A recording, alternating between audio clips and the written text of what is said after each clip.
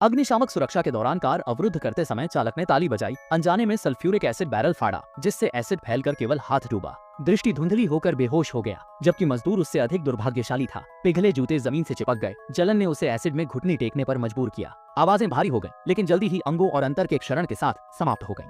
दुर्भाग्यपूर्ण मजदूर उसी समय मारा गया। मैट सदमे से उबारकर होश में आया। फौरन बेहोश चालक बचाया और फैक्ट्री प्रमुख से कहा, एसिड की धुंध से दूर रहें, तुरंत इमरजेंसी नंबर पर कॉल और पुलिस सूचित करें। तब चालक को ऑफिस लाया गया। उसकी बेटी भी थी। उसने लड़की से कहा कि कवर फाड़कर दरवाजे नीचे दरारें बंद करें। तभी चालक को प्राथमिक चिकित्सा दी गई। सौभाग्य से उसने कम एसिड लिया और स्वेच्छा से सांस ले रहा था, जिससे घायल व्यक्ति स्थिर होकर मैट को भी राहत मिली। टेबल पर चढ़कर बाहर की स्थिति देखने पर लगता था कि मौसम ठंडा हो गया है। फैक्ट्री प्रमुख बाहर नहीं गया। ऐसा प्रतीत होता था कि वह मर चुका है।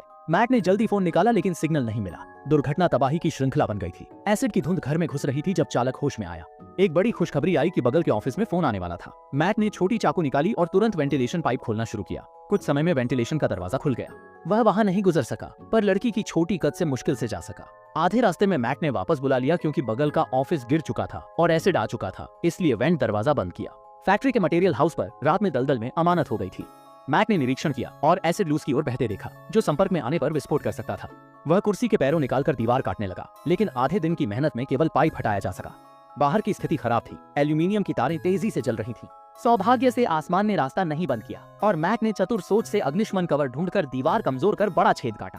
उसने लड़की को बाहर जाकर तुरंत मदद लेने कहा और खुद चालक की देखभाल की। अग्निशामक दल तेजी से पहुंचकर दीवार पर जोरदार वार किया, जिससे छेद बड़े हो गए।